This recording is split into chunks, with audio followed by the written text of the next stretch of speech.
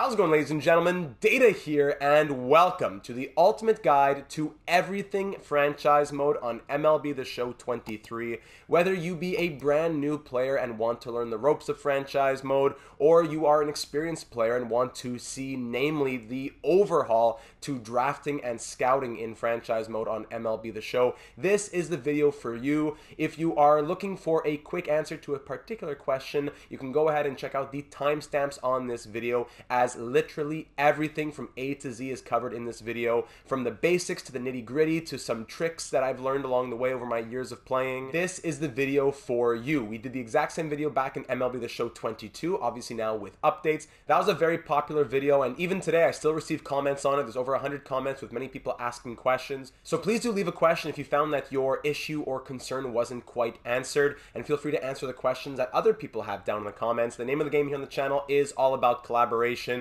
So if you enjoy franchise mode, whether it be on MLB The Show 23, we even have our series on NHL 23 and much more here on the channel. If that is for you, we'd love to have you join in on the team. Be sure to subscribe, leave a like if this video is helpful, and even consider joining us on the Discord server where we discuss much more about franchise mode. We're a few hundred in there, and it's always a great time. Even if only MLB is your thing, I'm looking forward to starting our new live stream franchise mode series, as this video is coming out just a day after early access has become open. So it's a very early video. I hope that this will be helpful for you from the get-go. And let's go ahead and get started. So when you are starting up your franchise mode, you go ahead and click on franchise. You have a few options. By pressing on square, I'm playing here on PlayStation 4, I have a few options: start new, load save file, or download from the cloud. Now, I already have a franchise mode started, so I could press load save file, one that I've already begun.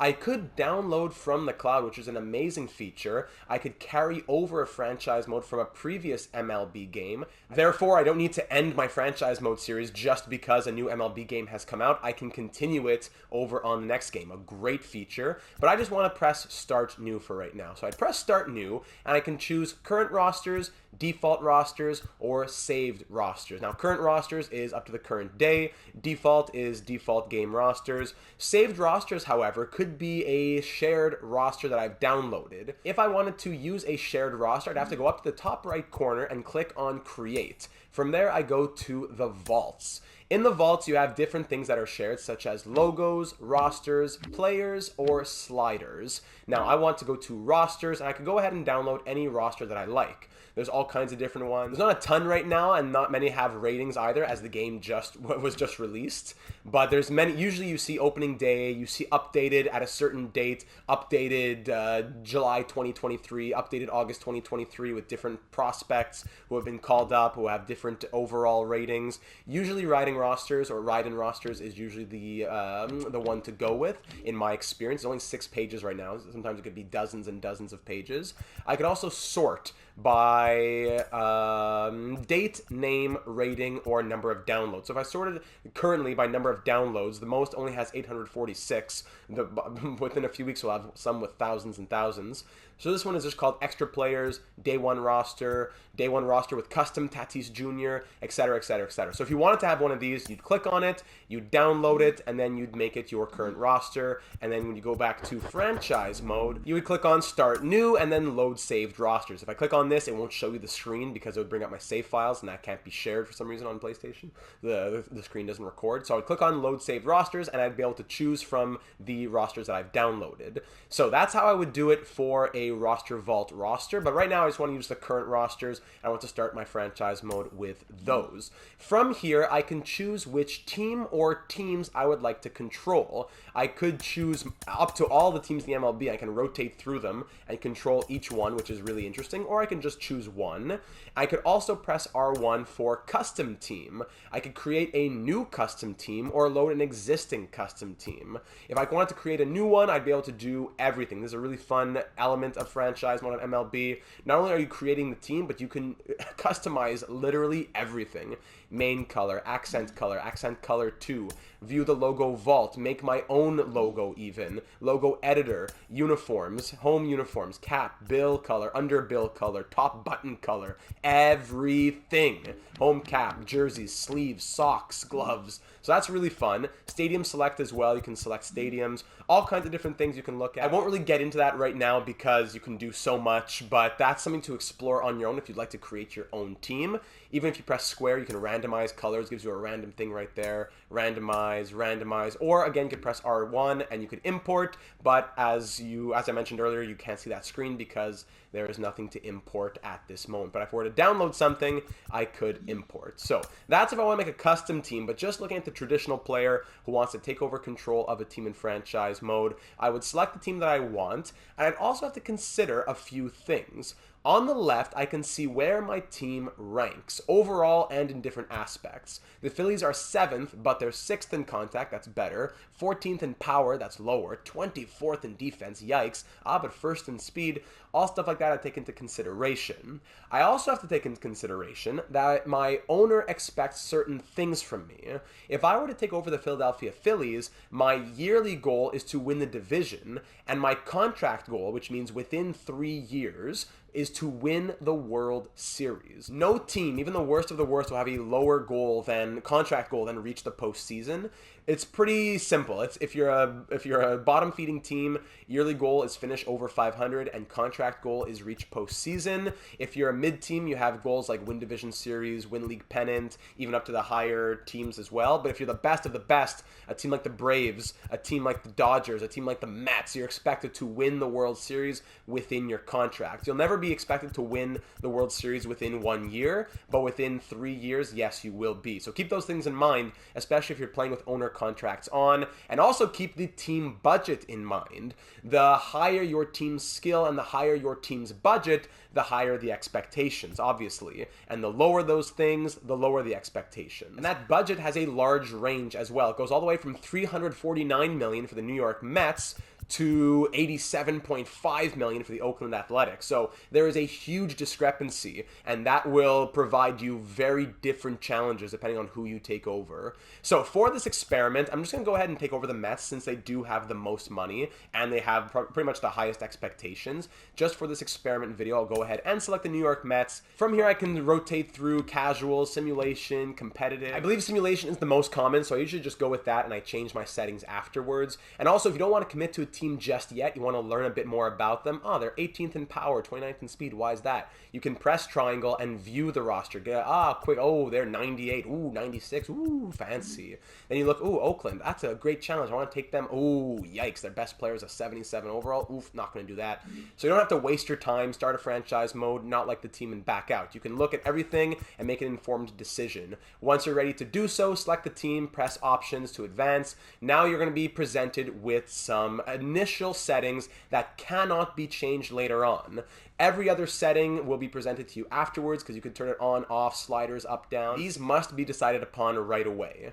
GM contracts on or off. They are 3 years long and based on your team's performance. If they're off, you stay with the team forever. If they're on, you could get fired and sign with a different team if you were to underperform.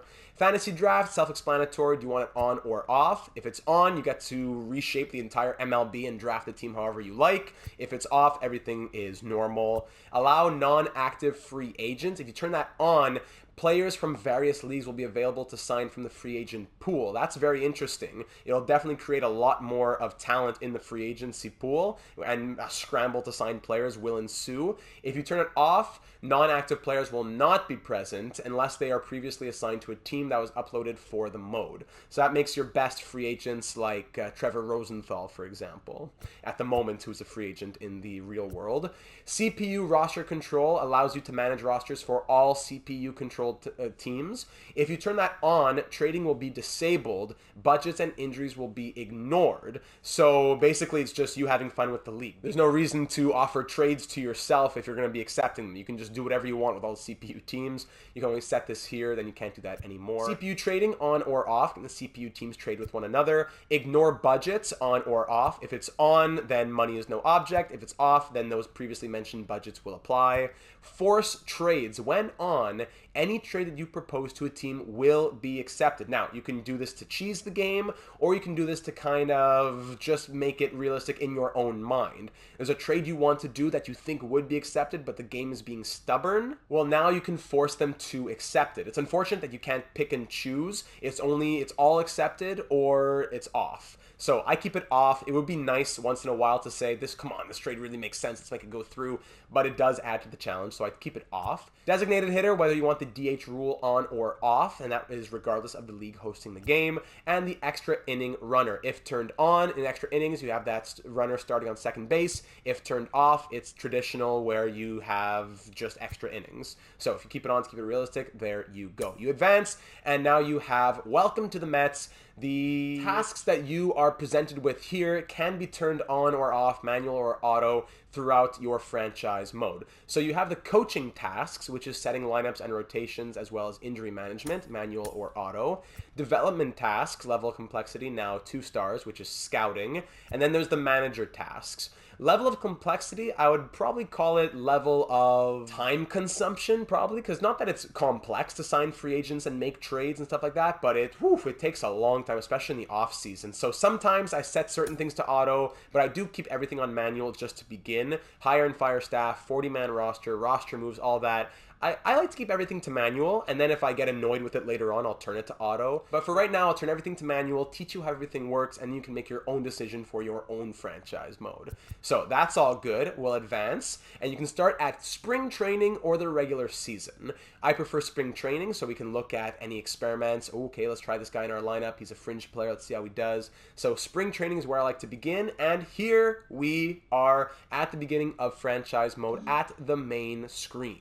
So we'll go through the entire franchise mode home screen and everything you can click on in just a moment. Calendar, play next game, contract extensions, etc. But the number one thing you have to know, especially if you're a new player of franchise mode, is the handbook. So to access the handbook, go ahead and click on the little clipboard here, the Manage tab. Scroll down to Transactions, click Transactions, and then scroll down to Handbook. From Handbook, everything that could be explained in much more detail than I could take the time for in this video is explained. What is arbitration? What are dates of importance? How does free agency work? How do options work? Player limits, rookie qualification, service time, supplemental picks, irrevocable outright, optional waivers. Now, most of these things are things that you will learn along the way. Like, you can look right now, what is the Rule 5 draft? Or you can just go to the Rule 5 draft and you'll learn about it later on. But you can take a second to read through everything and get a better understanding of all the things that will be coming your way throughout the mode before it even comes. Essentially, if you just want to be ahead of the game. If not, I think you'll pretty much learn as you go. MLB Franchise does a good job of explaining things as you go between different screens, but it's always nice to be able to go and read a little bit more if you are one of those people who prefer to do that, which is great. So from there, we come back to the franchise mode home screen, and I'm going to look through the top 4 dots first. These things at the bottom, contract extensions, free agency, these little boxes will change depending on where you are in the season. Contract extensions are a current thing that you can do, but once you can no longer do it, it will disappear, for example. So this will change depending on where you are in the year. These things up here never change, so let's look at those first. In the Manage tab, you can first go ahead and analyze your roster. From here, you have an extremely comprehensive look at your entire organization. So right now, I can see all of my players, their age, their overall, their potential, their MLB service, their salary, etc., etc., etc. Or I can sort by position. I can see all of my starting pitchers. Okay, I have 2 extremely talented 90 overall plus pitchers, but then the rest of my rotation is a little weaker. I might think, oh, maybe I want to try and improve on that. How are my relief pitchers looking? Yeah, that's good. I have a great closing pitcher. Okay. Okay, my catcher's a bit of a weaker position overall wise, but it's a player who's a top prospect. A little red thing next to his name means that he is a top 50 prospect in the MLB, and he has a potential. Okay, I can keep that in mind. First base, second base, third base, shortstop, outfielders. Also, I can look at the MLB roster, AAA roster, AA roster, and single A roster. It's good to keep these things in mind. Most of those AAA, AA, single A players will honestly probably not make the MLB, as they're going to draft talent, you're going to trade for talent, you're going to sign lots of talent, but it's good to keep them in mind, because for the few players that you do care about, maybe, you want to make sure sure there's a strong team around them. You can also move players around where you like as well. If a player is doing well in AA, you promote him to AAA. You can do all that yourself, or you can auto-manage. And you also have your 40-man roster. Now, on your 40-man roster, this is everyone who is eligible to play in the MLB. It's not everyone who's in the MLB, but eligible to play in the MLB. If I were to go sign a free agent, for example, who was 70 overall, and I already have a full 40-man roster, I would have to go to probably the lowest guy. Let's say this guy Connor Gray, he's 47, deep potential. I'll get into what that means in a moment. I'd have to click on him, and I'd have to say remove from 40-man roster, and he'd have to go through waivers to do that. I'm not afraid about somebody claiming him. I have no problem. I would press OK, and there you go. I would then go click on a different player. Let's say I have Reed Foley. I want to add him to the 40-man roster. I can't do it right now, but of course, if I had an open spot, it would allow me to do so. Once he's on the 40-man roster, then if I so desire, I can call him up to the MLB. So be careful. If you leave a player off of your 40-man roster, that player can be claimed in the Rule 5 draft, something that we will get to later on in the tutorial. But keep that in mind. Now, looking at one player in particular, let's say we look at, who's a big hitter here? Let's say Pete Alonso. Pete Alonso, he is a 90 overall, 28-year-old. If I click on his attributes, I see contact, I see power very high. I see that his durability is very high. From Florida, he's an extreme pull hitter tendency, bats right, throws right. I have everything I want to know about him. All of his MLB stats, his contract. Right now, he's making $14.5 million. In 2024, he'll be in arbitration. In 2025, he's in free agency. I can see that looking into the future. I can see, is he on the 40-man? Yes. Does he have any minor league options used? No, 0 out of 3. If a player had 3 out of 3 and I wanted to send him down, well, then I would have an issue. I'd have to put him through waivers again. So I can see everything about the player right here. I can see his quirks as well. He prefers playing at home. He excels when hitting with 2 strikes. All these different things about him, all kind of like X factors if you want to think about that in terms of NHL. Now, attributes. Keep in mind that the numbers are very different from other sports games. A guy here like Pete Alonso who has 77 contact against righties, you might think that to be low, as in NHL, like something with like a low 80s is pretty bad. But in MLB, if a guy has 77 contact against righties, that is, I would say average to slightly above average. But now if I have a guy with power of 90 versus righty and 97 versus lefties, that is not only above average, that is elite, top tier. In NHL, if you have a 90, that's like really good. But a 90 here in MLB means elite to even highest tier of elite. So this is a very well-rounded player. Even though his bunt is at like a 35, that's slightly below average. It's not in the dumpster. It's slightly below average, I would say. Try to think of the 40s to 50s as being average. If I have this guy, Darren Ruff, with 42 contact, that's not actually horrible. I'd say that's average to maybe the slightest hair below average, but we're in the average range. Try to look at the bar instead. That 42 is close to the middle. That 61 is slightly above the middle. Try to think of it on that scale. Also, when thinking about potential, those letters will correspond to the overall that they could get to. Pete Alonso, for example, as a 90 overall with A potential, means that he is going to be between 90 and 99 overall. He's already reached that potential, though, so he's only going to get better. It's unlikely that he drops more until he hits around 10 years of MLB service. In terms of regression now, usually in other games in FIFA, in NHL, when a player hits a certain age, they will begin to regress. Even if they have great seasons, it'll be slowed a little bit, but they will begin to regress. In MLB The Show, it depends on MLB service. So if they start really young, they could regress sooner. If they start later, they could go longer. Pete Alonso has 4 years of MLB service, which means I'm not going to be worrying about that yet. But if I look at Justin Verlander, who has 17 years of MLB service, no matter what I do, no matter how well he does, because he has 17 years of MLB service, forget being 40 years of age, he will regress over time. That regression usually begins about a month into the season. I wouldn't worry about it too much, as you still will have a player who is elite. They're not going to drop multiple overalls over just a few weeks' time. It is a bit of a slow fade usually, especially for the elite players, but it is something to keep in mind. But back to the potential. Let's look at a younger player on the team. Let's say like this guy here, Alex Ramirez, who's 20 years of age with 62 overall and B potential. B potential means that that player will be between 80 and 89 overall. Now that potential could change, could go up to A, could go down to C, but as of right now, his potential is 80 to 89. So A, 90 to 99, B, 80 to 89, C, 70 to 79, D, 60 to 69, and F just below 60. I don't know if there's anyone with F on this team, but I've seen them in the past. So if I have this guy with D potential, 24, 53, I'm not going to ever get much higher than this. But if I have the same type of player, a 21-year-old who's 46, yikes, that's tough, but he has B potential, okay, maybe there's some hope for him. He could someday reach those 80s. So good to keep all of those things in mind, especially when you're trying to figure out who do you want to grow and where. Because with the power to distribute players between AAA, AA, single A, you want to go through your team. Now, of course, it's spring training, so rosters are expanded. But if I were to go through my roster and say, okay, let's say my catchers, for example, I need 2 in the MLB. All right, Alvarez and Narvaez. There are my 2 MLB catchers. Thomas Nido and Kevin Parada, I'm going to put you down in AAA. So I have 1-2 in the MLB, 1-2 in AAA, 1-2 in AA, Perez and Meyer, and then I would send Senger down to single A. That's what I would want to do. I wouldn't want to have 3 in the MLB, for example, then only 1 in AAA, and this guy has B potential, but he's in single A. No, let's put him in AAA.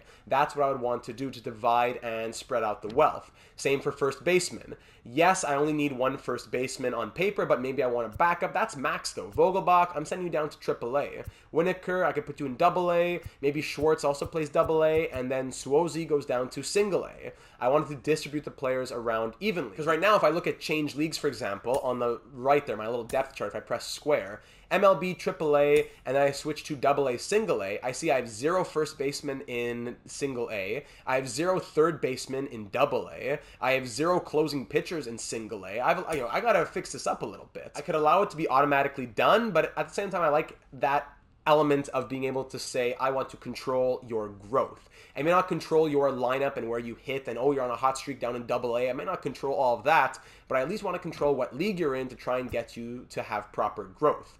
Now, you got to make the decision here. Like, for example, second baseman. Kevin Kendall is higher in overall than William Lugo, but Lugo has C potential and Kendall has D potential. So I might put Lugo in AAA and Kendall in AA, so Lugo plays against a higher caliber of players. That is all up to you to decide as the general manager. Same thing for starting pitchers. I have my 1, 2, 3, 4, 5 starting pitchers. I might want to keep 1 or 2 extra as a long relief or to come in for injuries. But aside from that, okay, Reed Foley, Woods, Allen, Gordon. Okay, I'm going to put you in AAA. 1, 2, 3, 4, 5. Okay, you're my AA rotation. And then, okay, I need some more in single. Maybe I'll trade for a young prospect. These are all the things that you do from this screen. So I think I'm getting pretty deep into it. I think you understand what I'm trying to say. The main point is distributing your players is very important, not only for team performance, but for player growth.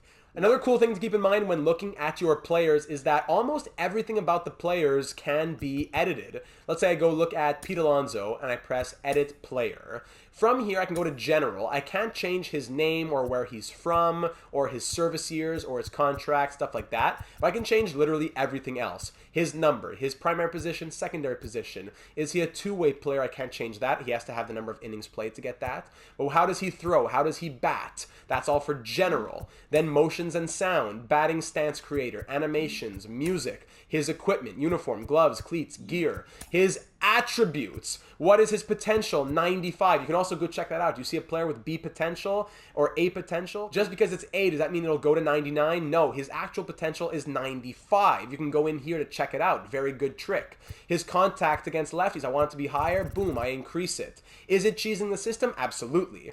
But if that's what you think makes the mode more fun for you, or maybe you think regression is happening too quickly or progression isn't happening fast enough, you can make little changes yourself. It doesn't have to be from 50 to 90. You can make little changes yourself to every single attribute, which is a fantastic addition to franchise mode that makes everything fully customizable and unique to your preferences. In previous games, you could also change the names of players, which would make it fun for when you drafted a player, you want to give them your name or your buddy's name. I don't believe you can do that any longer. I don't see that possibility anywhere, but you can still change all the attributes, the number, the throwing hand, the stance, etc., etc., etc. Once players have been assigned to different places, you can go ahead and click on lineups. I'll get the depth chart in a second. You can go ahead and click on lineups. From here, you can go ahead and sort things out according to how you like once again. You can have different lineups for right-handed pitchers with a DH, right-handed pitcher no DH, left-handed pitcher DH, and left-handed pitcher no DH.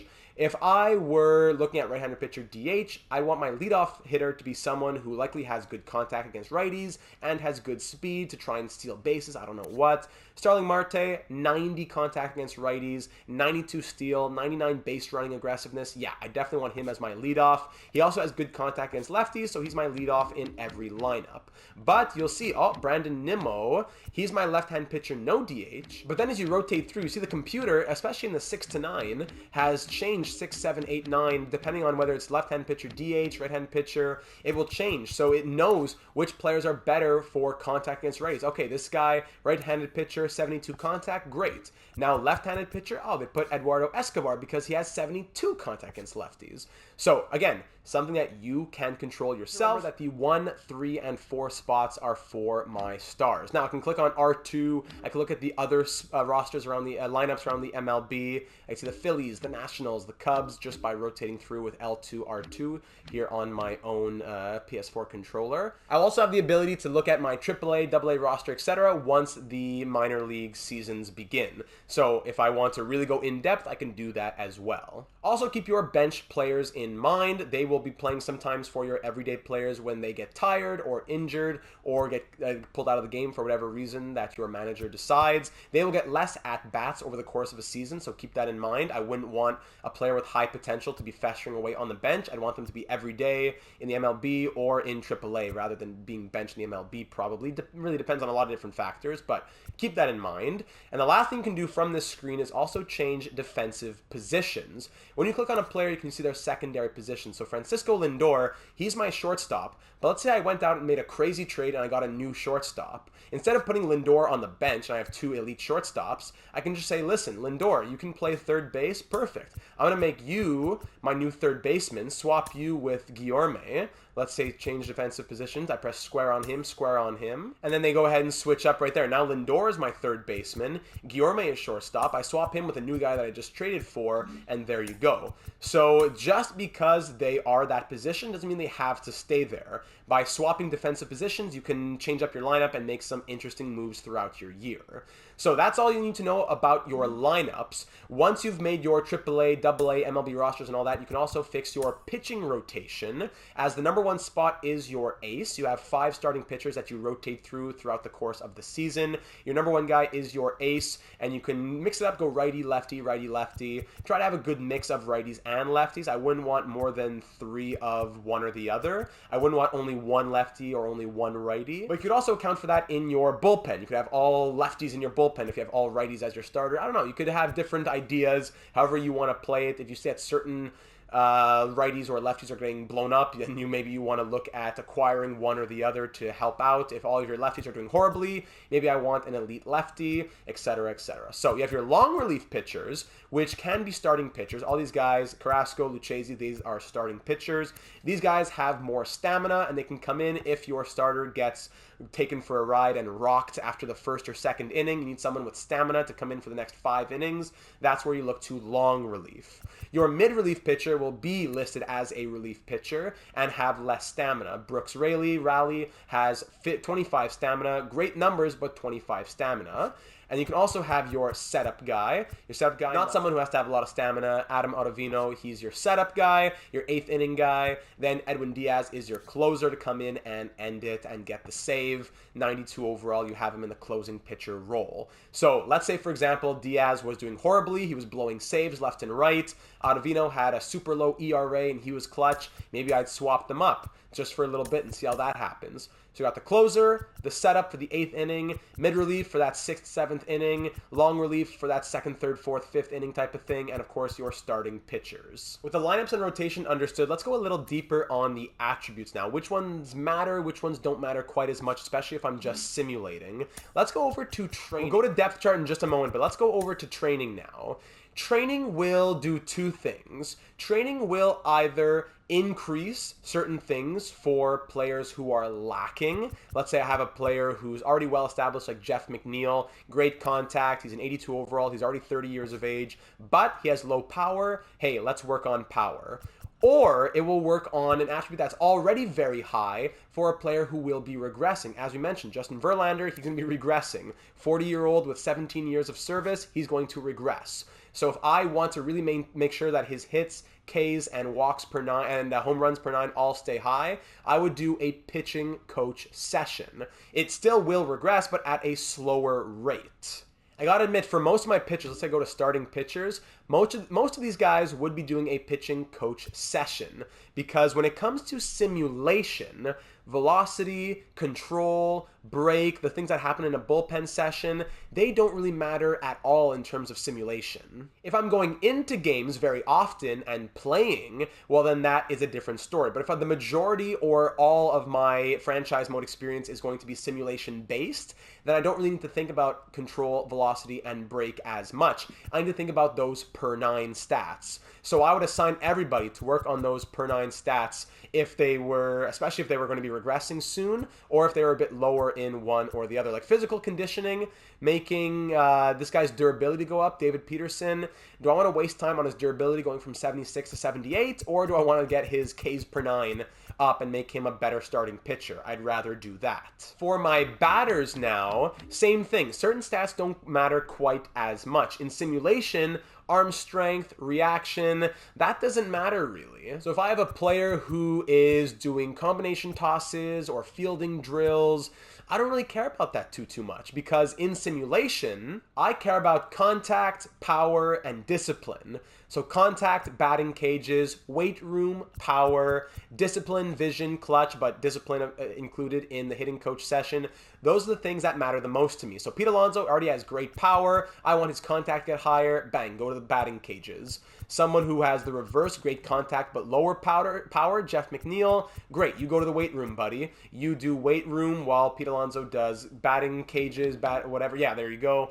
And that will slowly increase their power, and you can track it over the course of the season. If I come back here in a few months, there might be a little arrow above the 48. Maybe now it says 51. So it'll say 51 plus 3, meaning that we added 3 from the original 48. So this is a great thing to do. I set this at the beginning of every season. I do it for every player, no matter where they are, single A, double A. I go ahead and do that myself. I'm not going to do it right now, but I do it for every player in the organization to try to get those stats that matter the most in simulation up as high as possible. So take advantage of training. And speaking of attributes and overalls of all these things, the final thing I want to show you in terms of all of that is one of the coolest features in all of franchise mode on MLB, the depth chart. From this screen, I can see a few things. First and foremost, I can see my depth for this season, the rankings that this team gives me for speed, contact, power, etc., and the salary that this team has. In total, $329.52 million. Now, if I were to go into the future years, I can start to see how these players are anticipated to grow. For example, let's look at my catchers. My catchers are Narvaez and Alvarez right now, 68 and 72.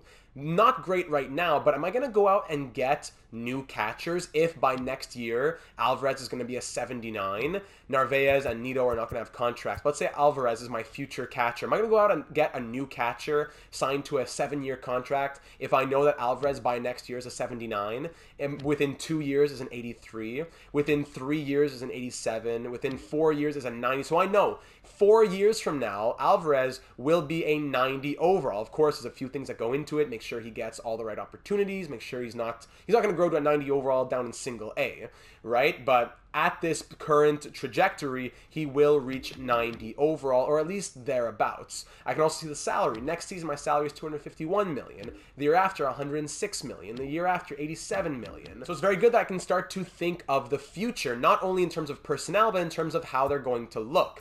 Verlander and Scherzer, who are 98, 96. By next season, 94, 93, and they both need contracts. Should I sign them? It's too bad that you can't see them if they're unsigned. If I go to another year, Scherzer and Verlander are both gone, so I can't see their continued regression. But I do know that Verlander will drop 5 overall this season or around there, definitely regressing. Peterson's a 78, but within a couple years, he's an 85, maybe even getting to 86. So very, very important to keep all these things in mind, not only when you're assessing your team, but you're assessing what you're looking to go out and acquire. How's my outfield looking? Oh, within a few years, I have Nimmo at an 85. Good to know. I love this thing. It's not like NHL where you have to have surprise growth. You go out and sign a big free agent, then, oh, you come to September, and now, wow, this guy who was a 77 is now an 83. Wasn't expecting that. You can kind of count on this growth to not waste money on players that are going to come in and replace when you have the in-house replacement already ready to go within a couple of years. So I love looking at this screen, especially when you start drafting players and getting more people in your system. It is a really fun place to look at, and I love this feature. So roster, depth chart, lineups, pitching rotation, and training all taken care of. A lot of the bigger things in franchise mode. Let's go through a bit more quickly now. Transactions, you're going at the pending transactions around the MLB, on the waivers, waiver requests, who've been designated for assignment, etc. You can also go ahead and look at completed transactions around the entire league, the Giants promoting players and setting players down. All of that is available for you to see. You can also see roster history. I love roster history because when you're 10 years into a mode and you drafted a guy 6th round back in 2023, you don't remember that. So already I can look into my team right now and see, Danny Mendick, he was a 22nd round draft pick back in 2015. That's cool. I signed this guy in free agency. I traded with Boston to get this guy. I traded with Detroit to get this guy. So I love that ability to look at your roster history. You can also go and scroll down in the Manage tab to your budget. The budget here is looking ugly right now. Team revenue, $330 million, but salaries are at $316, revenue sharing $41, staff salaries, competitive balance tax, yikes. So our yearly deficit is over $50 million right now, and our available budget is negative $47 million. So I don't think this team could even make a trade. Sorry to go to a different screen, but could I even make a trade right now? If I were to just make a random deal, like let's say this 720K player for someone making $4 million, no, budgetary constraints, there you go. Could I even do it for like this? No, not even. A 720 for a 7. I can't make any trades right now if I'm the New York Mets. I have to trade somebody away. Wow. So negative budget here in New York. And I can look towards the future as well. Some contracts, I don't see any right now. Yeah, here's a good example. Mark Canha, this is a backloaded contract. He's making $14.2 million right now, but next season he's making $12.2. If I were to actually be taking over the New York Mets, I'd look to trade Mark Canha, absolutely. I'd also want to trade probably Narvaez. I'd want to trade him. Tommy Pham, maybe. I gotta get out of the deficit. That's what I'd want to do first and foremost. But I can see, what am I doing this season? What's happening next season? Who signed longer term? From here, you can also see when the player is going to free agency, to arbitration. I'm sure you can also see renewable for the younger players down here. Yeah, renewable, then arbitration. Very good to see those options because that'll change how you negotiate later on. Now, if you want some extra budget or if you want to start digging your way out of a deficit even, one way to get a little extra money is to add sponsorships. To do that, go ahead and scroll over to options and click on unlockables. From there, you scroll down to sponsorships. Right here, right away, I have one that transferred over from previous MLB games. I'm not sure if you'll have one necessarily to start your franchise mode, but I did. It may come over time for you. Birdman Bats is willing to give me $30,000 per win. You'll have other sponsorships that give you money per strikeout, per home run, per whatever else. I can make it my in-game ticker, active replay, or batter walk-up. So if I say, okay, Birdman, I will make you my ticker there for the in-game ticker, and you'll give me $30,000 per win. So if I can get 100 wins, there's $3 million. That would be great. But of course, doesn't quite dig me out of the deficit, but an extra $3 million, that would be very helpful. So definitely check out if you have any sponsors and equip them if they are available.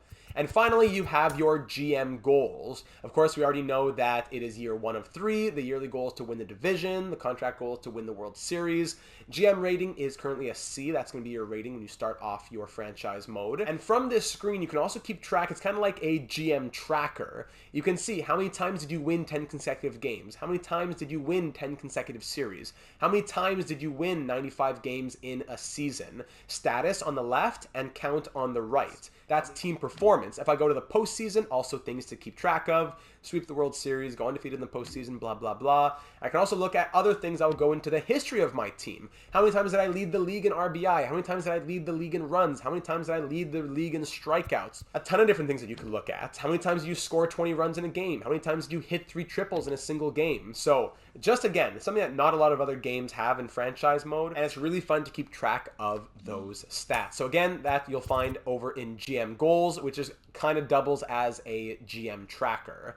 Moving over to the acquisitions tab now, we have free agency. Now, in free agency, I love signing free agents, and I'll show you why in a moment. But first off, you got to choose who you want to sign. Let's say I scroll through what are the different positions on my team. I need maybe a better catcher we were talking about earlier. Gary Sanchez is out here as a 72. Poor guy. His A potential down to C. Let's say just for kicks, I want to sign Gary Sanchez. I want a little bridge between the future, which is Francisco Alvarez. So let's say I want Gary Sanchez to be an everyday catcher this year. Just a 1-year contract. I could give him 5 years at the $3.1 million that he wants, $15.5 million total. No player option, no team option, platoon player, normal payout structure, and this gives him a pretty high level of interest. But at the same time, remember, we're in a deficit, so I wouldn't be able to sign him. But just keep this in mind. If I were to go down to 4 years, the interest goes lower. 3 years, 2 years, 1 year, the interest continues to go down. And of course, if I go up 6 years, the interest increases. And of course, if I play with the money, that changes things too. Player option would go up. Club option makes it go down. Usually, I don't put an option. I just keep it as none. His role. Platoon, depth, that means he's coming off the bench. If he is a star, he's batting in the 1, 3, or 4 spot. Everyday means that he's just the everyday catcher, batting 6th, 7th, whatever. And, depth means he could very well go down to AAA as well, so he definitely wouldn't like that. Payout structure, it could be backloaded or front-loaded. It doesn't change his interest, at least for him, but it could help you out. You have extra money now, but not later, or you're tight on money now, but not later. I could say it's backloaded, where right now I'm paying him less, but later I'm paying him more, or it's front-loaded where I pay more up front, but either way, in the end, he gets the same amount of money. Of course, if I offer this, he's not going to be able to, we can't afford him, so we can't sign the contract right now, but it's great to see the level of interest. Not having to send a contract, wait 2 days, I reject it. Send a contract, wait 3 days, I reject it. Right away, bang, yes or no. In free agency, on like the opening of free agency, you'll have other teams trying to get players. So you have to offer more than other teams are offering, but in this free agency, when no one else is offering anything, it's very simple. So we'll come back here maybe later once I make some trades, when I show you the trade screen, but it's very good. You can see your positional depth, and you can compare that to the free agents who are available. You can also find some diamonds in the rough here. If I look at all players, and I just scroll and look at this guy, 20 years of age, 74 overall, C potential. That's not horrible. If I need a little extra help in the starting pitching, especially if I'm not an elite team, I would definitely get this guy. So there are always a few diamonds in the rough. Closing pitcher, Bill Yang, 18 years of age, 74 overall. Yes, sir. Sign him up. So that's free agency. Now trades. This is very interesting. Make trade. Unfortunately, you can only trade up to 3 players in a deal, and you can't trade draft picks either. But you are able to do something that, up until recently, you weren't able to do in many other sports games. Now you can do it in NHL, but in other games you couldn't. You can look at what other teams want to offer you. And what's unique is you can look at all available deals, deals that involve prospects, or just deals that involve MLB-ready players. So if I want to deal Justin Verlander for prospects, I could see which teams want to give me a nice package. The Orioles have 1 trade, the Brewers, the Pirates. Some teams, it says suggested trade 1 of 1. Some teams will offer you 2 trades, 3 trades. So you can scroll through and see, okay, if I make this deal, what's my budget before? What's my budget after? Okay, I'll have some money to spare. So let's say we want to shed some money to be able to make some deals around here.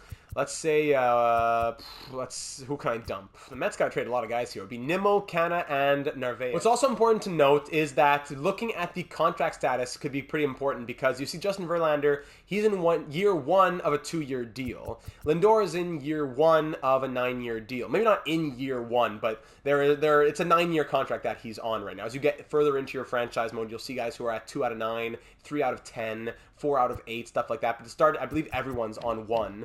Yeah, it looks like the entire league is on year 1, since this is year 1 of the franchise mode. Yeah, so you have Mike Trout, 8 years left on his contract, for example. So let's say I just want to dump some money here. Canna, Nimmo, and Narvaez. Any team in the MLB that wants to give me anything for these guys. They do have some trade value. You see at the bar at the top does give me some value. I get an A-rated prospect from the Orioles. Let's just go ahead and do that. Why not? Bobby Miller from the Dodgers, actually. Why not? So my budget will now be $2.85 million. Bobby Miller, welcome to the team. Thank you very much. And now I'm able to make some trades. When you're trading with another team, that trade value at the top will tell you whether or not the trade will go through. Not if they're interested, whether or not the trade will go through. Not like NHL where, oh, the trade value is twice in my favor, but they don't want to do it. No, none of that garbage. If I offer a team a trade, they'll tell me straight up whether I need to add more value or not. Pete Alonso for Logan Webb here. We think we should be getting more value than what you're offering. Even though the value is even, the bar comes back to even, they think that they should be getting more. I throw in, let's see, any C-rated prospect? No.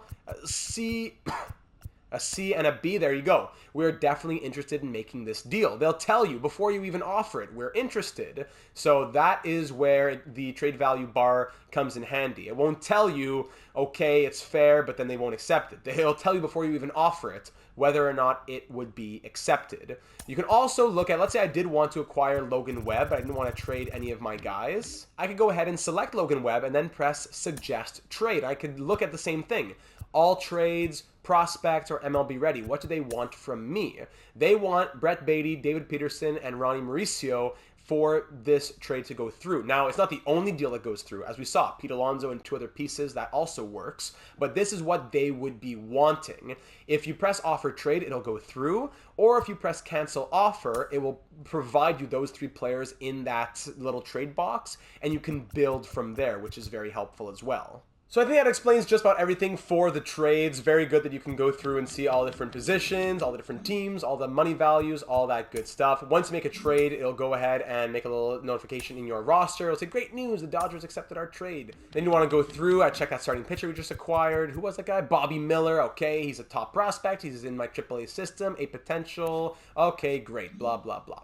Now, next trade screen, when I click on trade, I can click on view trade block. Now, there's nothing on the blocks right now, but I can look at what other teams are offering around the league. Anyone that they are looking to trade, you can not that because they're on the block, they're more willing to deal them necessarily, as they'll still have high trade value if they're a high talent player. Maybe it's a negligible decrease in value if they are willing to move them. They'll still have value, but it will make sense storyline wise to say, okay, who are teams wanting to trade, as opposed to taking players who are doing very well on teams that actually they wouldn't want to move. That's kind of a good plus for you for the realism if that's how you're wanting to play your franchise mode. If a player's doing super well on a good team, yes, that team will trade them to you if the value's fair, but if you don't want to cheese those other teams, maybe you only acquire players that are on the trade blocks. You can also update your own trade block according to players that you want to trade or positions that you are seeking. You can look, okay, my catcher's 22nd, I want catchers. Third base 19th, I want third base, etc. and etc. So from there, you can scroll down to contracts as well. You have the coaches and the scouts. At the coaches, and I made another trade so that we would have a surplus, I want to show you something. At the coaches, you have the ability to fire any of the coaches that you don't like right from the get-go. Our manager here, Isaac Stratton, has 3 years left at $5 million per year. So if I wanted to fire him, it would cost $15 million. Not ideal. He is a B-rated manager, +3 power, +1 walks per 9, which is great. -3 plate vision, not a big issue, but -1 home runs per 9, which is not great either. My hitting coach is A-rated, and he adds for drag bunting, plate discipline, and bunting, which I don't really care about, and -1 for clutch, which I don't really care about either, so pretty much a wash. My pitching coach is -2 for Ks per 9 and -3 for walks per 9, so I really don't like that. I'd probably fire him. The first base coach, third base coach, whatever, and the guy for the farm director is, again, attributes I don't really care about. So I would want to fire my pitching coach. It costs $1.48 million, but now I can go and look at the rest of the pitching coaches who are available for hire. I could also look on the right if other teams had offered a deal. For example, well, you'll see when we offer a deal. Let's say I want to hire someone who's A-rated and he gives me walks, hits, and home runs, but removes the clutch. I can do that. A-rated, no problem. He'll want 3 years at $3.3 million, so 1.1 per year. You can see the managerial history and all that stuff, plus the budget before and after. So if I offer this contract, bang, accepted right away. Okay, fantastic. When it's at the beginning of free agency, in the right of offer and interest level, you would see, okay, 1.1 million per year for 3 years has a certain level of value. Another team may be offering 1.3 for 3 years, and that has a higher level of value. So you can then withdraw your offer and offer a new contract. You'll see that later towards the end of the video. So there's an update in the coaching. Now I have a better pitching coach, which will improve the attributes of my pitchers, especially to try and offset the negatives that I'm taking from the home runs per 9 from my manager, who I cannot afford to fire at this time. I don't have 15 million of surplus money to just throw around. After that, we move to scouting. Now, the scout contracts, one of the new things once again here in the show 23. And what you'll notice right away is that you have 3 scouts as opposed to the previous 4 scouts. This is because scouting is done a bit more efficiently, and you'll see why when we get into the scouting itself. But essentially, you have scouts who have 4 attributes: efficiency, pitchers, discovery, and position players. So efficiency is the rate at which you scout, the speed at which a player is scouted. The discovery is the rate at which you discover prospects, the speed at which more prospects are discovered that you didn't previously know, ones that aren't on your list or the MLB's list.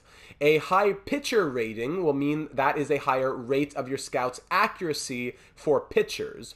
You could be misled, for example, if you're scouting a pitcher with a scout who's much better at position players. So for example, look at Peter Williamson, who has 80 for position players and 70 for pitchers. If I assign him to a pitcher, he would not be as accurate and could mislead me. And then for the position player rating, it's the exact same thing. It's the reverse. If I have a player who is, let's say, Connie McLeod, 66 position player and 77 for pitchers. If I have him go and scout, whatever, a third baseman, he would be probably more fit to scout a pitcher than a position player, and I could be misled. So when you create your scouting staff, be sure to keep all of that in mind.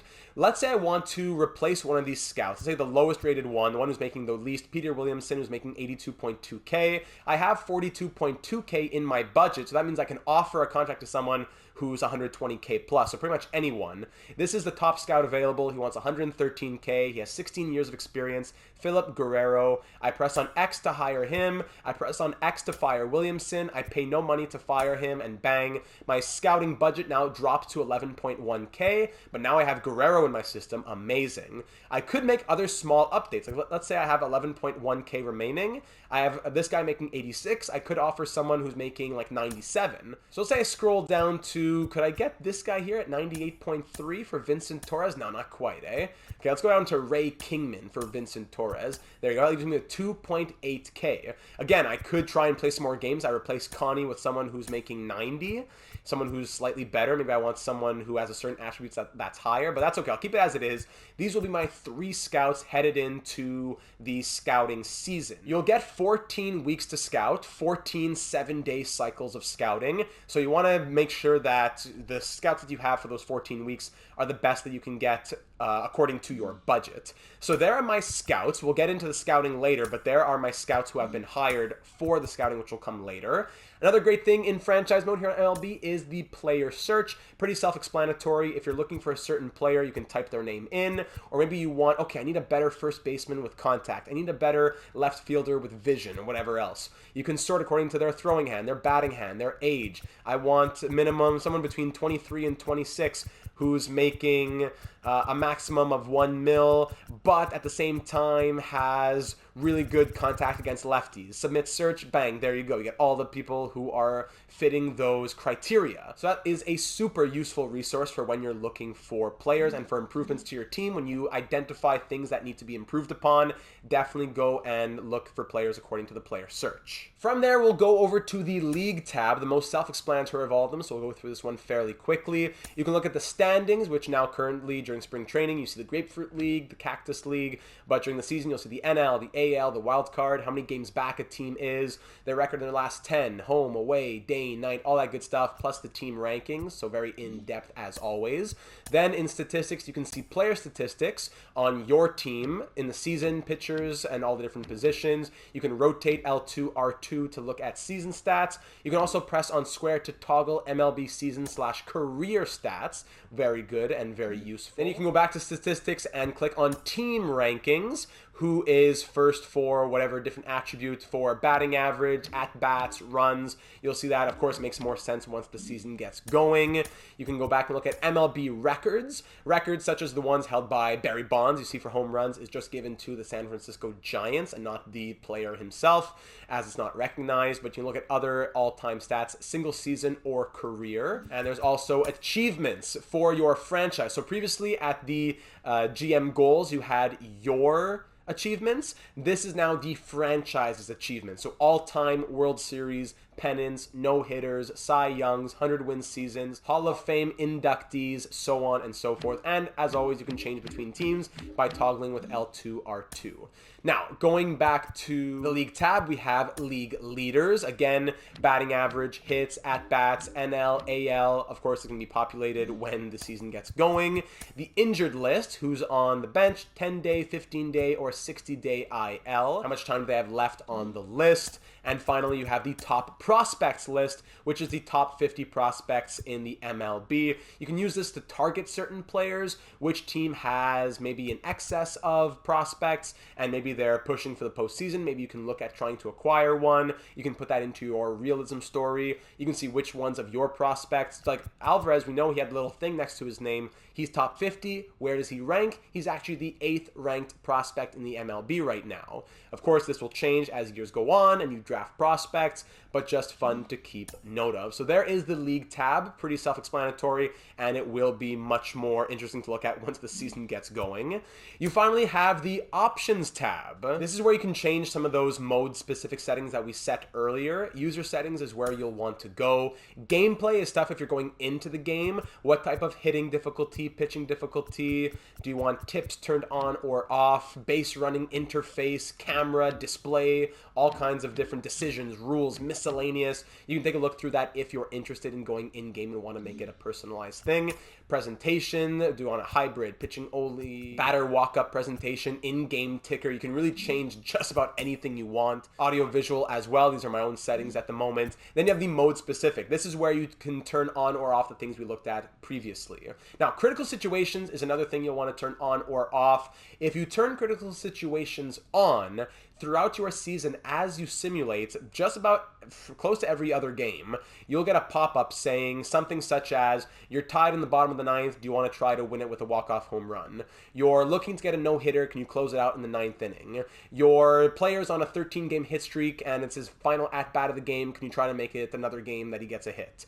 Those are the different critical situations that you'll get made aware of. You can hop into the game or simulate to the end of it. I usually keep it turned on, but I don't often go in. I just like being made aware of whenever there's a really cool situation I can go in and watch or play. And then, of course, you have everything else. Lineups, 40-man rosters, scouting, waivers, drafting, injuries. You want it all manual or auto. You can go ahead and change those at any time that you like. Aside from that, you can save it as a preset. You can delete your preset. You can save your settings, all that good stuff. From the options tab, you can then go down to sliders. You can increase the difficulty without increasing the difficulty, kind of. Making the human attributes go up or down, making the CPU attributes go up or down, kind of like slight changes as opposed to wholesale difficulty changes, which can be interesting and help you for certain trophies that you want to get along the way. Wink, wink, nudge, nudge. You can also look at file management. That's where you go when you want to save your franchise mode. Make sure you know that. You can also scroll down to upload to the cloud if you want to transfer this franchise mode to a future game. Unlockables such as sounds or sponsorships, we looked at that previously. Sounds for home runs or for no doubt home runs. Strikeout stadium sounds, all kinds of different things. Sounds of the show. You can be in control of the different songs that play when you're at the menu or the inside the show voice that talks between games sometimes. And finally, you go down to game controls and it will remind you of all the different things that you need to know when playing. When it comes to playing a game, there's many different ways that you can do it. You can go ahead and play the full game, player lock onto a player, quick manage, manage full game, or retro mode. These are all different things that you can look into yourself. It's the game itself as opposed to just franchise mode, so I won't show you playing the full game. But what is franchise mode specific is quick manage and manage full game. So let's say we go into quick manage, which is my favorite. Manage full game is a bit longer. If you click on that, let's go ahead and just look at it quickly. If I click and okay, starting pitcher, we're good to go. That will bring you into the actual game. Right. And then here you are in game watching it as it goes. You can see set batter action, take pitch, hit and run, sacrifice bunt, squeeze bunt. This is per batter and per pitch as well. Not the quick manage where it's just per batter. This is per pitch. That is not my preferred method. I would prefer advance a day to just do quick manage from the beginning. If I go ahead and do all those same settings, choose the ballpark, starting pitcher, my lineup, here we go, play ball. I can now control things per batter as opposed to per pitch.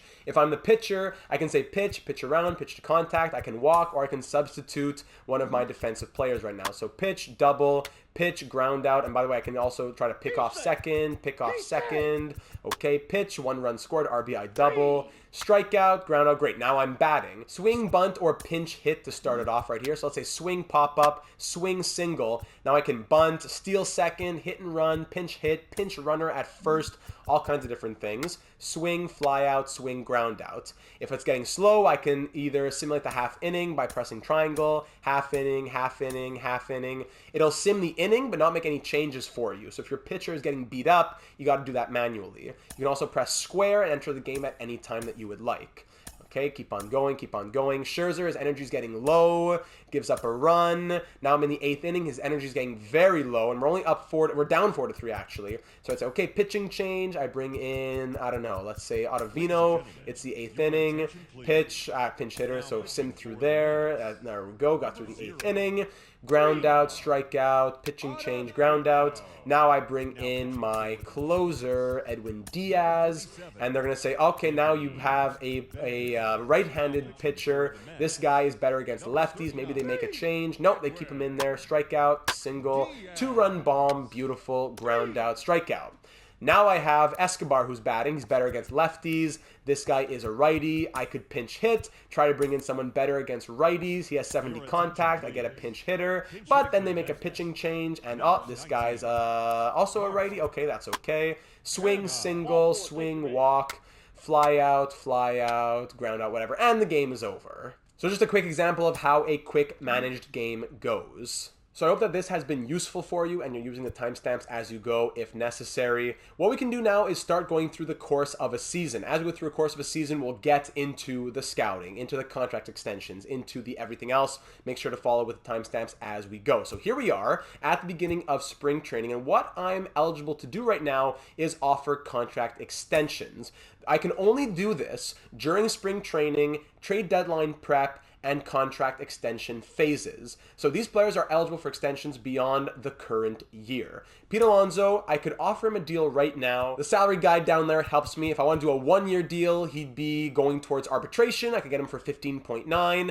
Or if I go to 2 years or more, he's free agent eligible. So I could go long term and get it a bit lower. If this is a guy that I want to keep long term, I could give him 10, 11 years, offer him less than the 21.3 he would have wanted for whatever, if it was 6, 7 years. So that's all things you keep in mind as you go. I'm not going to do that right now, but it's all things you keep in mind as you go. If I were to send him a deal and he accepts, bang. I didn't even really look at what I was offering him, but if he likes it, he likes it. If he doesn't, let's say it's something crazy that he doesn't want, 1 year, really low interest.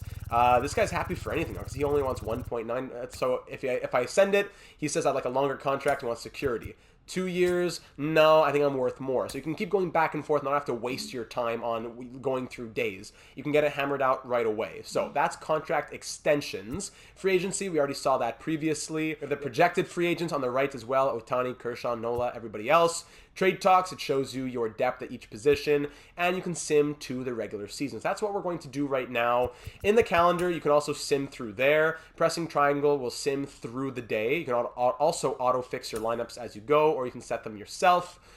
Important message. What's this important message here? I don't see any important messages. Transactions. Pending. Excuse. Really, you're going to stop me simulating to go and just tell me that the Dodgers have placed... Oh, what? Really? Brendan Nimmo on waivers? Okay. So here's a great example of a player who's been placed on waivers. I didn't think this would pop up in this video, but let's do it. Oklahoma City has placed Oklahoma City. I guess that's one of their affiliate teams, not the Dodgers. Okay.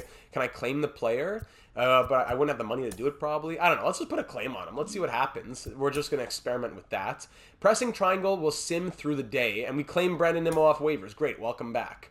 If you press triangle, let's say you wanted to sim to a date. Let's say I want to go to March 15th against the Nationals. If I press sim to that date, it's not like NHL. It's sim through the date. So I actually have to sim to the day before, which will bring me to that game against the Nationals. Then here I go. From here, I can click on it. I can view the game. I can advance regular season, sim through dates, sim through spring training, blah, blah, blah. Or I can go back in time and look at the box score of a previous game. This is really helpful. We scored 8 runs in the 3rd inning. That was cool. And, you know, it's incredible. It sims so quickly, and you have all this information, as opposed to NHL, where it goes so slowly, and all you know is the score of the game. So that's all done. Let's go ahead and sim to the regular season, and then here we are. Bang. Just like that. Didn't have to wait at all. So I'm just going to sim a couple days. On Sunday, yes, Sunday is scouting day. So every time you set your scouting assignment, here we go. This is the moment that you've all been waiting for. Scouting happens every Sunday. So the draft is 97 days away. That's 14 weeks. So if today is Sunday, I'll go ahead and click on scouting. Now, in the scouting screen, which is totally overhauled, I have my number 1, number 2, and number 3 priority. I can also look at my positional needs. I'll get into this a little later on. This will increase interest for a player to sign with my team after I draft him. So, first and foremost, I want to look at scouting. With my scouts, I can either scout a prospect, scout a position, or discover new prospects. Scouting one prospect in particular, let's say this guy right here, Lucas James, that will increase my knowledge of him by 60% per week. So he's currently at 10% scouted. By next week, he'll be at 70% scouted. And it also will add 6% of interest per week.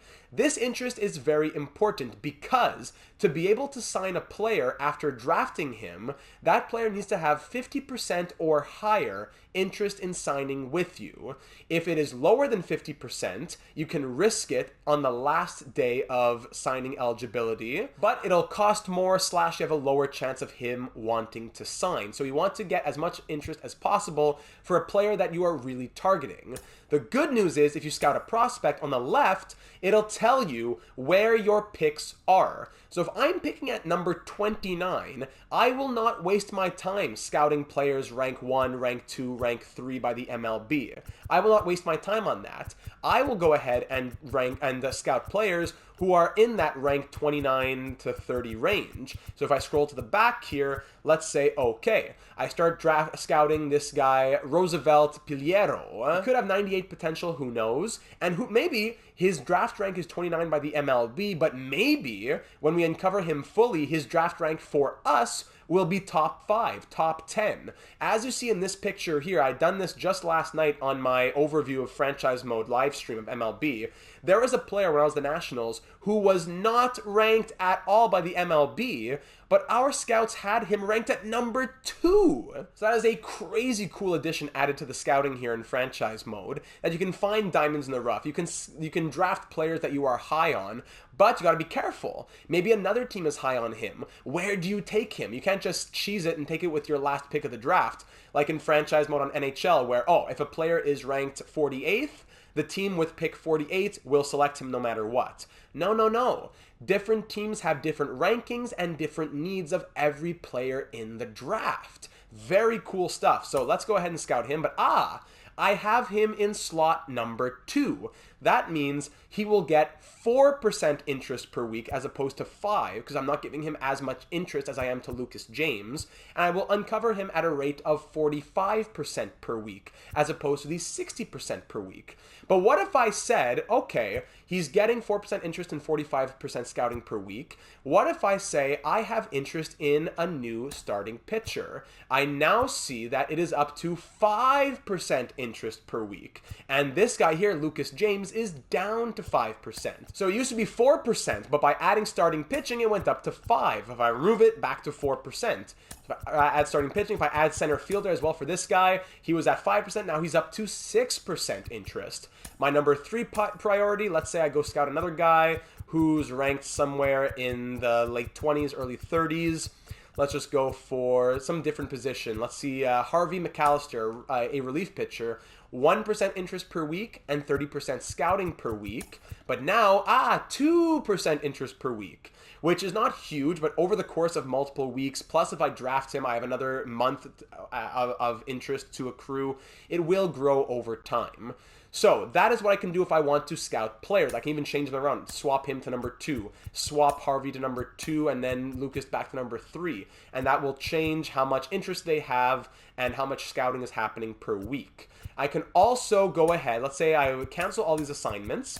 I can also scout positions or discover new prospects. And remember, what I want to do will determine which scout I use. If I wanted to scout that starting pitcher or that center fielder, I would probably send this guy who has great pitching and position player attributes. If I want to discover some more players, I'm going to use these two guys who have 93 and 94 discovery respectively. So I'll say, okay, go discover some new prospects, some pitchers in the West, up to 4 players discovered per week. You go discover me some infielders who are international, up to 4 discovered per week. And I want this guy to go and get some catchers from the East. 3 players per week because that is in my number 3 slot. I can get brand new prospects who are not yet discovered. If I went and looked at Scout Prospect, they would not be on this list yet.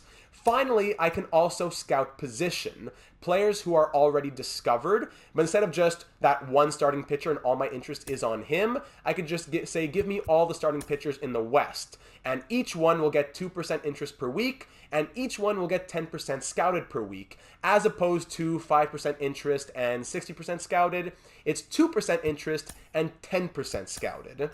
Same thing, let's say first baseman from Central, and then let's just say third baseman from International. 2% per week and 10% scouting, 3% per week and 15% scouting, 2% per week and 10% scouting. I think this is because Guerrero is my best scout by far. If I make him my number 1, 3% interest and 15% scouting. If I make him number 3, same thing, 3% interest, 15% scouting. Meanwhile, this guy who's 2 and 10, if I make him number 3, still 2 and 10. Okay, so I believe that the order in which you have it doesn't seem to matter as much when it comes to scouting one position, just the interest levels. Is that correct? Not even, eh? No.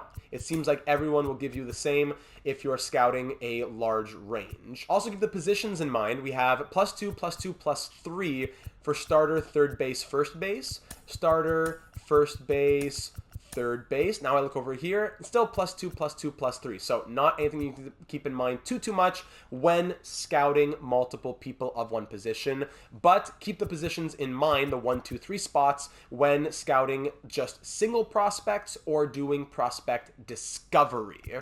So all that being said, let's actually set up a scouting report now. Let's say my number 1 priority for this guy is discovery because he has 93 discovery. Find me some, what do I need? Let's find, we need a catcher, right? Let's get a catcher from the West. This guy, go and find me a catcher from International. And this guy who's great at pitchers and position players, you go scout this one prospect in particular. This catcher here, Cosmo, great name, who's ranked 33. Let's see where he actually is once we get him scouted.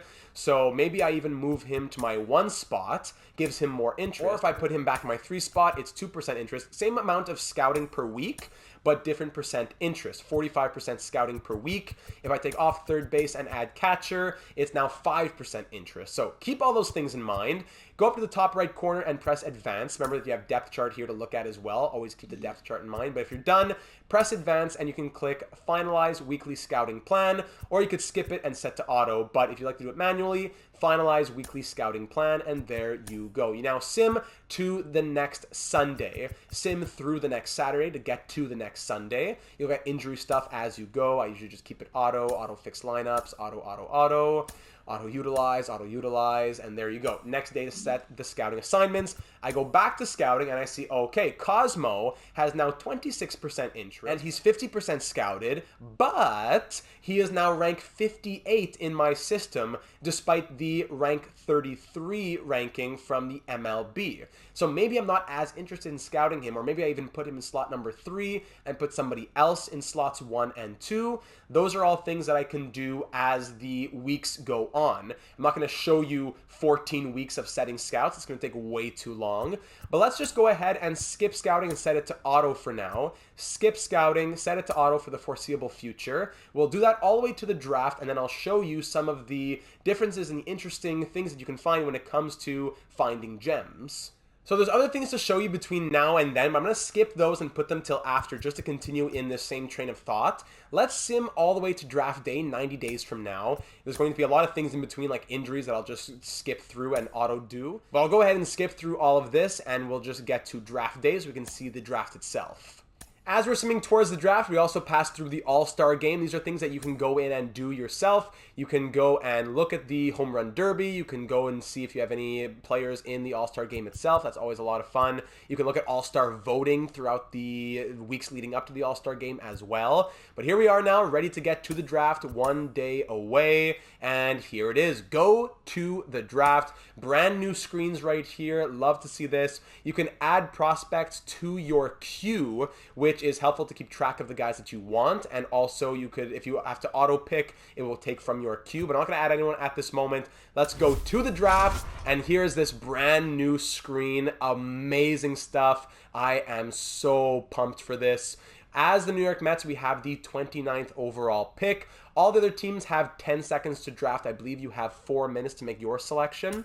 So if you start the draft, oh boy, you see the first overall pick. And there he is from the Pittsburgh Pirates. Let's see who they selected and where we had him on our list, if anywhere. So this guy right here, Lucas James, who was drafted #1 rank, #1 on our ranking as well. Makes a lot of sense that he goes #1 to the Pirates. This guy here going #2 to the Nationals, ranked #3 in the MLB, ranked #3 for us. 3rd overall pick, this guy who was ranked 9th, interesting. The Tigers were high on this guy. They take him 3rd overall. So the top 3 will be with the big walkouts. After that, each team has 10 seconds and it'll pop up like that. Bang, there's that pick. 10 seconds, here come the next pick, and then who's up next? The Athletics. So if I were to say, okay, I press options, I say sim to the Mets' next pick. All these guys have passed by. If I had anyone in my queue, they would be gone. If I had them in there and they got selected. As you can see, some guys here, like this guy was ranked 61. He went 28. Ranked 24 goes 27. That makes sense. Any other big surprise? This guy 13 drops to 24.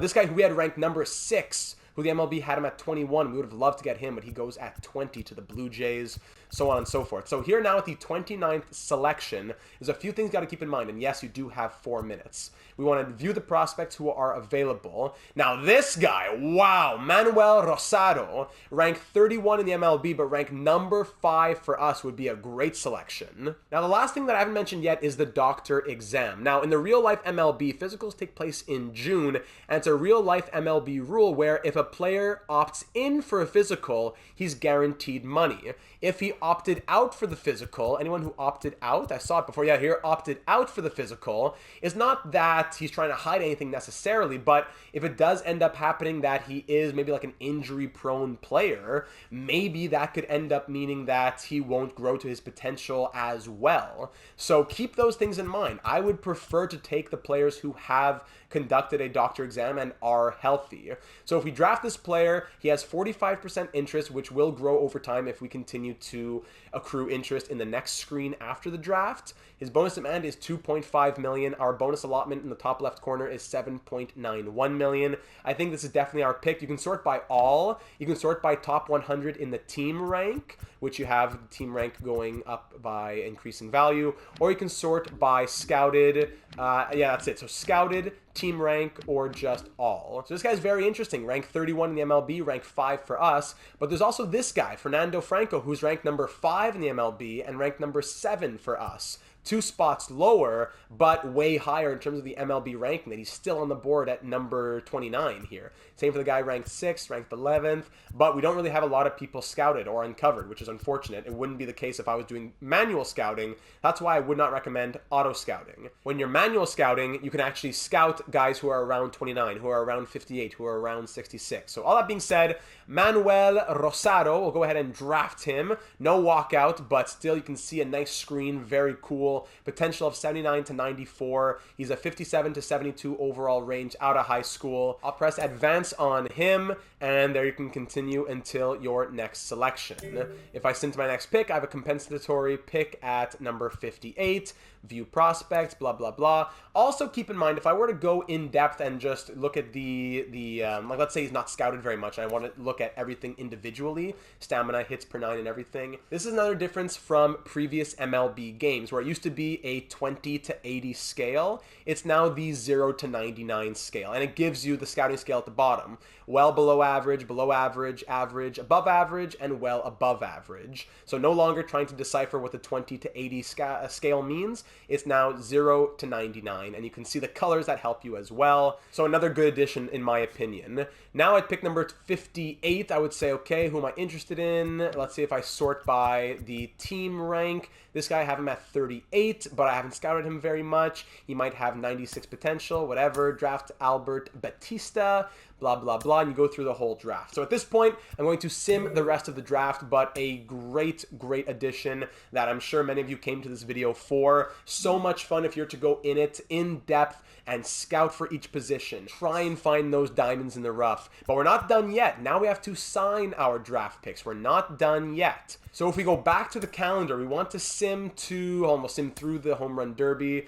I will skip through that. No, thank you, even though we have someone to participate. Now, every 3 days, starting on this Tuesday right here, will be an opportunity to sign your draft picks. Just because a player has been drafted by you doesn't mean that they will want to sign with you. So, for example, I say, okay, Manuel Rosado, my first pick, he has 45% interest in signing. As of right now, it is not 50 or above, so I cannot offer him a contract. But every 3 days, he will have an added 6% interest. So if I were to scout him, there's 21 days, so that gives me 7 3-day periods. If I were to scout him 7 times 6, that's another 41%. That's another 42%. If I were to scout him in my number 1 slot every 3-day period to the end of the signing deadline, I would end up getting 87% interest, which is great, but I also have other prospects that I want to be interested in signing with me, right? So I also have him 100% scouted, so that's no problem. But here's another guy, Albert Batista. I don't have a lot of interest, nor do I have a lot of knowledge about him. If I go ahead and put him in my number 2 slot, he gains 3% interest per 3 days, plus 5% scouting. My number 3 priority, let's say I add Derek Rivera, another guy who got added. I could try to sign him because he's above 50% interest. These guys, it's locked. I cannot do that yet. But this guy, I could offer him a contract. My allotment is 7.91 million. The MLB suggests 1.05. He's asking for 1.3. I'd prefer to try to get more interest. If I give him more money, he's more interested in signing. If I give him less, he's less interested in signing. I'd prefer that I get him to more interest before I offer him a deal, because right now he's asking for above his MLB suggested draft value. So again, I advance, I finalize, I go back to the calendar, I sim AL wins, blah, blah, blah, 1, 2, 3 days. Next day to sign picks, I come back and I see, okay, Manuel Rosado up to 48%, 30%, 52%. He's only gaining 1% per 3 days, this guy. So I would continue to rotate those players. Let's skip signing and set it to auto. Let's just do that. But again, keep that in mind as the days go by. You don't want to forget about them, and then it comes to the last day and you have players with 20% interest. You want to make sure you get that interest as high as possible. So now here we are at the end of July. The trade deadline is July 31st, and the deadline to sign prospects is August 1st. So a couple of things here that will be coming up. The Blue Jays want to offer you a contract. You can view the offer. You can make any changes to it that you would like. So that's a nice thing that you can always do. Sim through the date. Now today's the trade deadline. At the trade deadline is also a time where you can offer contract extensions, as was the time during the spring training. So you could do that if you are so inclined. And you can also think about draft picks that is just 1 day away. I'll have one other thing to add about that in a moment here. Deadline to sign draft picks. Here we go. Now I forgot to mention mention, one little thing, as you are trying to add interest for players to sign with you after you've already drafted them, if you have less slots, they will be more interested. So on top of being more interested if you have them in slot 1, slot 2, slot 3, they will also be more interested if you have less slots going at once. So if you have a guy in the 1 slot, for example, who's gaining 6% interest per 3 days, and he's alone, add in a guy in the 2 spot and add in a guy in the 3 spot, now he's going to have 3% interest per 3 days because you're dividing your interest, kind of like a child when a new baby comes in or something. This guy is childish behavior. But you can keep that in mind. If there's one guy you're really going all in on, not only do you want to put him in your 1 slot, you also want to take out everyone else in your 2 and 3 slots. So if I remove him, this guy 6% interest when all alone. But if I add this guy here, 5% interest. If I add a third guy, 3% interest per 3 days, despite being in my number 1 slot. Now, my other prospects who had above 50% interest were already signed because the computer did it auto, but now I come to the final day and I see, I still have 2 guys left who are below 50. You can sign them or at least offer them a contract on the last day, but it will be more difficult. This guy wants 1.5 million, but the suggestion is 1.28 million and I can't go above that. Submit offer, and he's not interested. I'm not signing with the Mets because we could not come to an agreement. Bye-bye, Albert Batista. So there you go. Then Greg Graves, same thing. He wants 1.2. I can only offer 1.01. He doesn't want it. Bye-bye.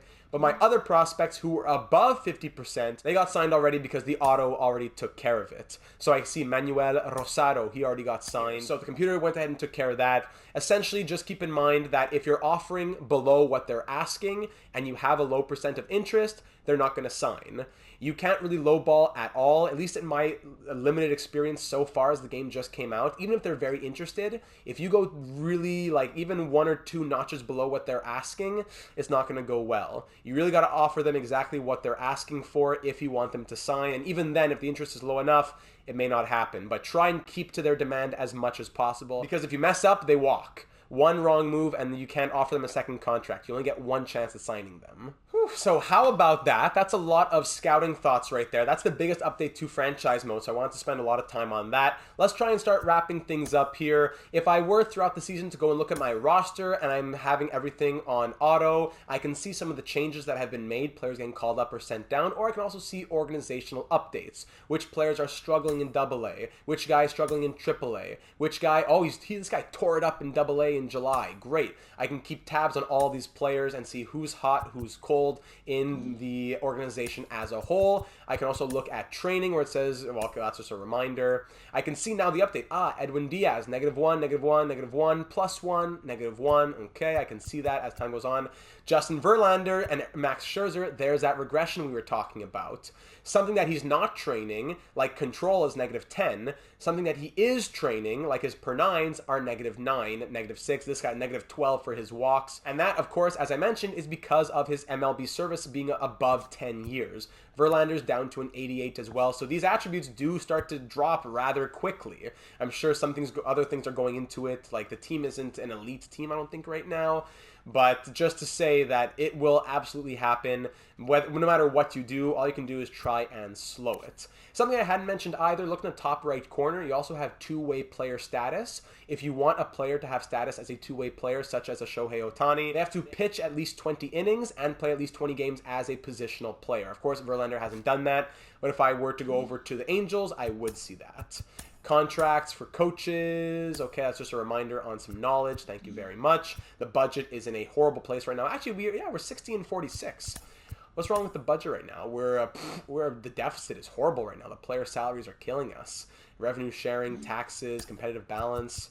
Boy, Cohen, you're getting killed out here, buddy. Rangers have made some moves. Dodgers have made some moves. You can see all things around the league. That's great. Now you can also look at more contract extensions, or you can go ahead and sim to September call-ups. Once you've reached the September call-ups, you have an expanded roster, so you can go ahead and now have 28 players as opposed to 26. So that's nice to get an extra pitcher or an extra bat up there who's been maybe like heating up in AAA all season long. You want to call him up. Brandon Nimmo, I don't know why he's in AAA. I guess that was because of when I acquired him off of waivers. Let's move him to the MLB. Why not? I have the expanded rosters, may as well. And we have room for one more. I guess it'll be another AAA player. This guy, Bobby Miller. Yeah, that's the guy we got in that trade earlier on. But he's not part of our 40-man roster, so I have to add him to the 40-man and then put him in the MLB. That fills up to 28 spots. Beautiful. And that puts him in the top 50 prospects now. Bobby Miller, what a guy. So now at the September call-ups, we went ahead and did that. Top players to consider calling up. Those are some of the other guys we already called up, the max of 28, so that's all done now. We can now sim to the postseason. You'll be asked if you want to stop simulating for the minor league playoffs and things like that as we get towards the end of the year. Auto, everything. MLB, blah, blah, blah. All right, so we end with a record of... I just skipped over it. Sorry, but we missed the postseason. What? That's crazy. We missed the postseason? What? We ended up 88 and 74. Horrible. So we missed the postseason here in New York. We're the 15th ranked team. Disgusting with that type of money that we're spending. But at the end of the year, you can also go and look at player statistics on your team. You can go and look at the team rankings. You can see that the Blue Jays are #1 for batting average because they have those guys at the top. Cardinals are #2, at-bats, runs, hits, doubles, triples, home runs, runs batted in, stolen bases. You can look at this throughout the season to see maybe who has an excess, who's really good at it, what can you look to learn from them. You can also look at the league leaders. You can see if any of your players won any awards. You'll be notified, as Justin Verlander was a league leader in wins. We'll see awards in a second, but for league leaders, you'll be notified. So if I can go and look at wins, even stolen bases, Starling Marte tied with Trey Turner with 37. You'll go and see there's Justin Verlander with 20. He is the sole pitcher with 20 wins. And then the awards, you see Francisco Alvarez won Rookie of the Year. Great. You can see who won the award this year, last year, and the year before. So this year and 2 years prior. And you also see the 2 runners-up. So Francisco Lindor was first runner-up for the NL MVP. We also see that Justin Verlander was first runner-up for the NL Cy Young. Going through, Francisco Alvarez, #1 for the NL Rookie of the Year, so on and so forth. McNeil, first runner-up for second base Gold Glove, blah, blah, blah. Always fun to see which of your players were close, not just which one won the award. You can see which one was runner-up or first runner-up. From there, you can go into the postseason, sim to the offseason, and there's nothing for us to be concerned about as we miss the postseason. Padres defeat the Guardians for the 2023 title. Are you sure you want to advance to the 2023 offseason? All postseason stats will be cleared. So if I were to exit right now, everything would be gone. Everything that we had for this last season would be erased. So if you want to keep note of any of those things, that's the time to do it. After that, when you sim to the next season, off-season begins. You can view the retired players. You can see who was... No one made it into the Hall of Fame for 2023. So now that we're entering the off-season, I know it's an extremely long video, but there's so much to do here in franchise mode. I hope that you've been using those timestamps accordingly. You now start off the off-season with the exclusive free agents. These are the players that if you lose them in free agency, you'll be awarded a draft pick. That is, if you offer them a qualifying offer. If not, of course, they just walk. It's kind of like RFAs in NHL. If you qualify them and they walk, you get compensated. But if you don't want them, you don't got to keep them. You can just release them. So before free agency begins, you have the opportunity to exclusively negotiate new contracts with these veteran players. At times, you will face the possibility of losing these players to free agency. So if you seek compensation, you got to send them a 1-year qualifying offer as protection. But that qualifying offer is worth the average salary of the top 125 players in the league. Paid players in the league, that is. If a player accepts that offer, you must pay him that average salary next season. But if he rejects it and signs with a new team, you'll receive draft picks. So if I have a top player who wants $30 million and I'm offering the average of the top 125 paid players, which is way less than he'll reject it, go to free agency, I'll get a pick if he leaves. Tommy Pham over here, who I'm not going to be offering him $19.9 million. I would rather be getting him for $2.6 million, right? So this would be a guy who I'd either offer and he signs or let him walk. I'm not going to be qualifying him. Maybe Pete Alonso would have been here if I hadn't extended him, but no one I would really do that for on this team at this moment. Just something to keep in mind for you. If you're going to use that qualifying offer, it's a great tool, but make sure you're using it for someone who's wanting $20 million plus. After you're done taking care of that, you can exit out and review your staff. Of course, we have all the staff members who previously had 3 years left, like Isaac Stratton. Now he has 2 years left. No one else has expired, so we have nothing to do here. But if we did have a coach who was on a 1-year contract and now it's expired, this spot, let's say third base coach, would be empty, and we go back to staff free agency and try to sign someone new. So let's look at that just for example. Could I buy this guy out? C-rated? Yeah, why not? Let's buy him out. I would go and I'd see, okay, there's no other teams offering him a contract, but there will be. So let's look at this A-rated guy. Stealing speed, durability, arm strength. I don't really care about that too much. Arm accuracy, let's just whatever. Let's just sign a random guy just to show the example. 1.1 million. There's the interest level that I was talking about earlier. It's not that high, but if no one else offers anything, then he'll take it. But someone could well offer 3.4, 3.5 for 3 years, and the interest level for that other team would be higher. You can also rebrand your team, whether you be a custom team or an established team like the Mets. You can go ahead and do whatever you want. You can change the team location, you can call it something else, the team name, the abbreviation, the logo. You can do all kinds of things as if it's a custom team in the off-season. Rebrand your team every off-season. You have the eligibility to do that. Once you're ready to go, you can sim to Free Agency 1. Free Agency 1, okay, the Rays offered him, Doug Reyes, that coach, a better deal, so he ended up going to the Tampa Bay Rays instead. Don't really care because we're not going to be taking this team deep for any long-term series. But then now at Free Agency 1, not only do I have free agency, I also have the ability to select my 40-man roster, offer salary arbitration, and tender contracts. So let's start off with the 40-man roster. We currently have 35 players on our 40-man roster. Anyone who is not a part of a 40-man roster may be claimed in something called the Rule 5 draft. We'll get into that later on. Essentially, if you draft anyone in the Rule 5 draft from another team, you have to keep them in the MLB or they'll go back to the other team, but we'll get into that after. At this moment, we have 5 spots available. I don't think we'd lose anybody out of these guys with C potential. No one really speaks to me that much. But let's say, for example, Reed Foley, he's a starting pitcher with 73 overall. Let's go ahead and make sure he's a part of our 40-man roster. Now we cannot lose him to anyone else. Even if we don't ever use him in the MLB, he's just a part of the 40-man, and now we won't risk losing him. I wouldn't mind losing any of these other guys, so I wouldn't concern myself there. But it could be that you have young players with A potential, or even solid older players who will be serviceable for you, who have low potential but higher overalls, 70 overall type guys. You don't want to lose them for free. They could be good platoon bench guys for you, so make sure that if you have the room for them on your 40-man roster, they are protected. Next up, we have salary arbitration. What is arbitration? Players are arbitration eligible if they have between 3 to 6 years of MLB service time, or they are in the top 22% of players with at least 2 but less than 3 years of MLB service time. Pretty complicated if you ask me.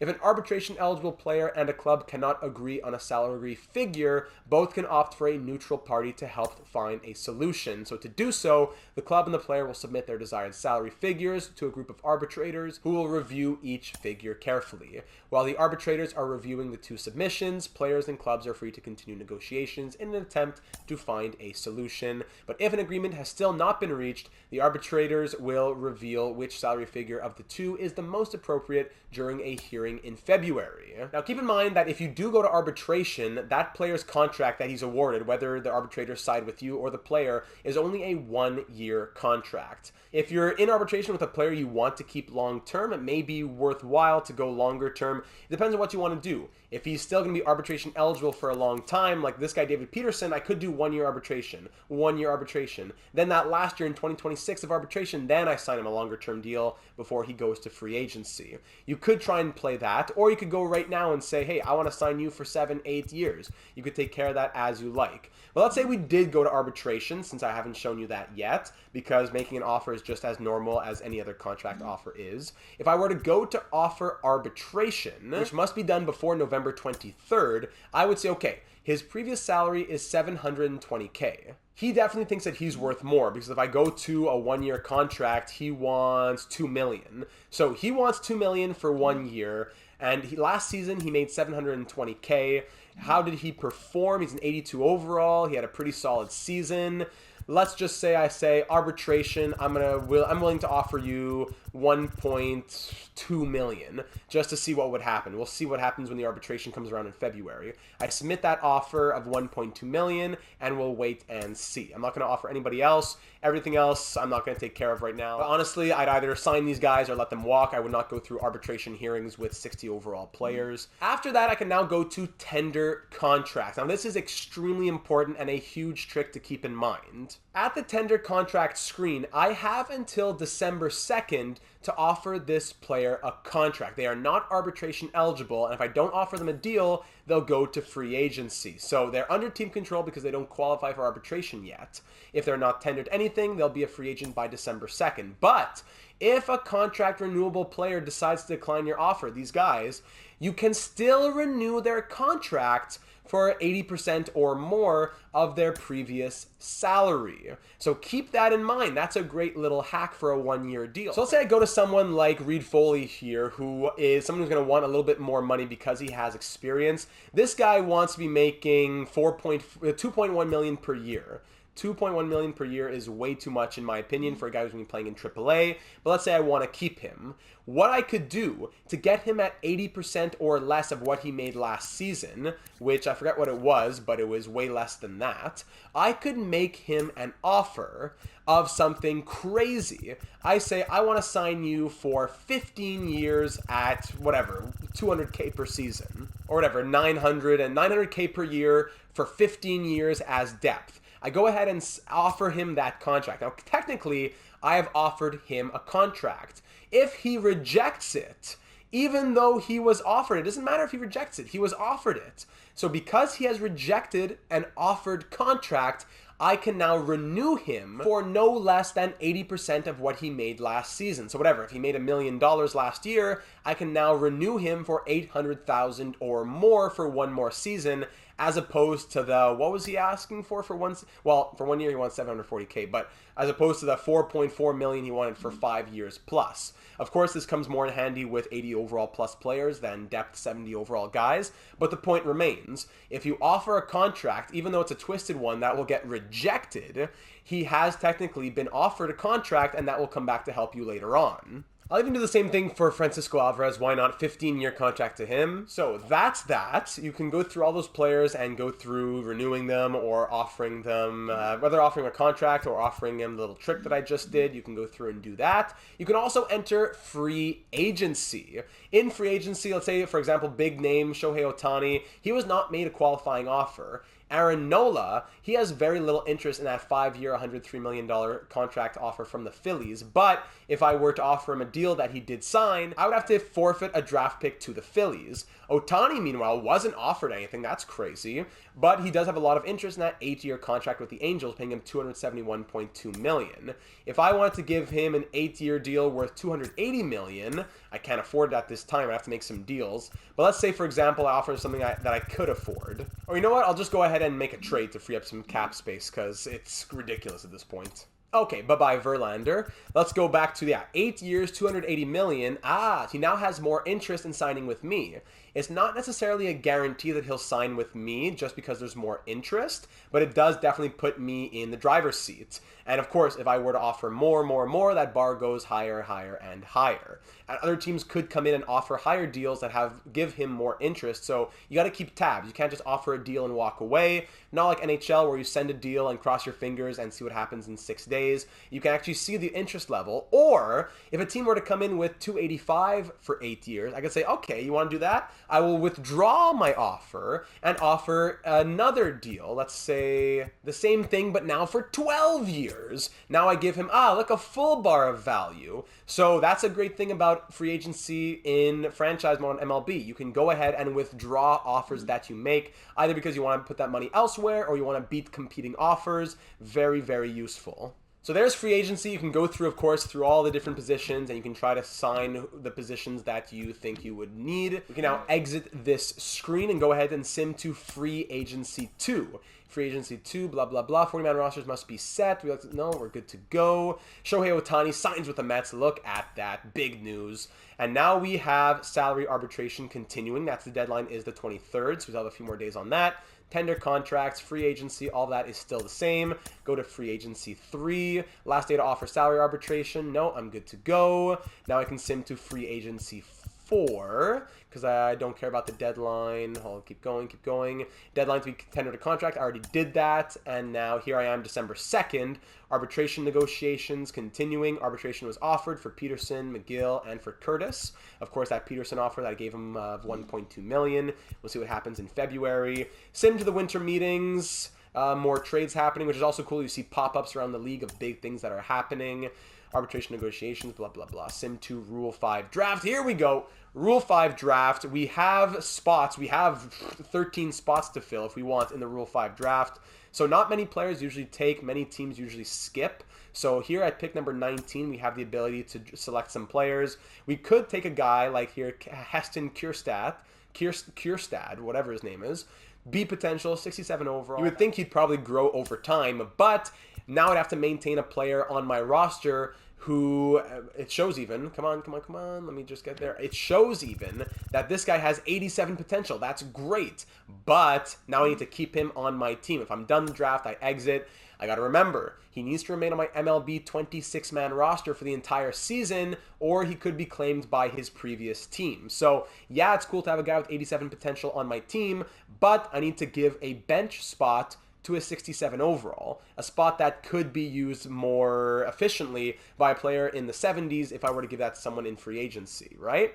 So that's a Rule 5 draft, pretty straightforward. If you want anybody, you can take them. If not, you don't have to.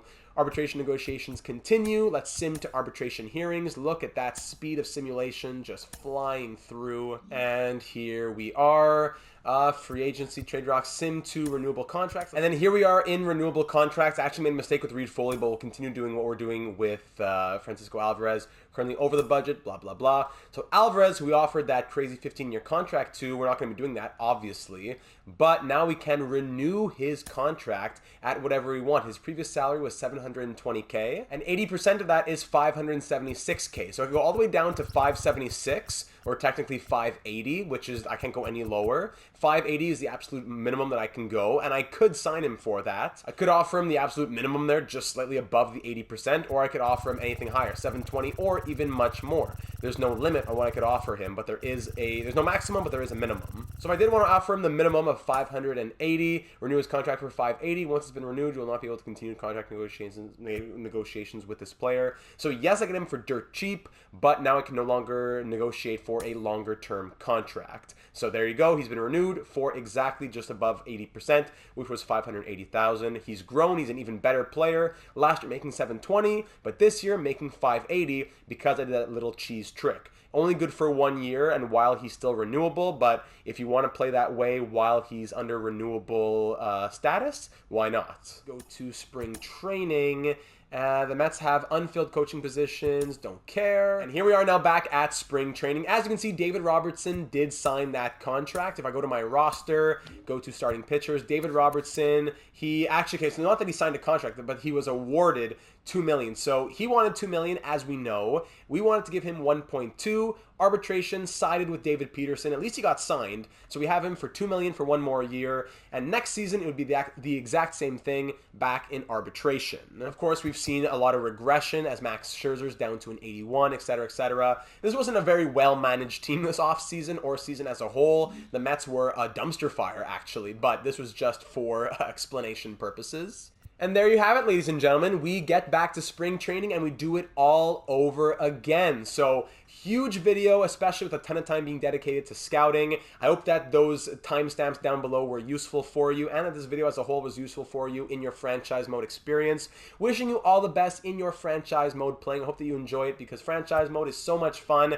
especially if you can, add some realism for your own fun. Be sure to leave any of your questions or anything you think that I missed down in the comments section. You can help anyone else who has questions as well. And of course, you are welcome to join us on our Discord server, link in the description, where we're always talking much more sports, sports, real world sports, franchise mode, and much, much more. Leave a like if the video was helpful, and do consider subscribing if you want to see more franchise mode content of NHL, MLB, career simulations, and much, much more. Always open to hearing what all of you have to say. Especially be sure to tune into our franchise mode series. I don't know when you're watching this video, but as of now, we are doing live franchise mode on Friday evenings here on YouTube, so we'd love to have you join in on the fun. But I'll go ahead and end it off there. Hope the video was useful for you. Wishing you all the best in your franchise mode experience, and I look forward to seeing you again in the next one.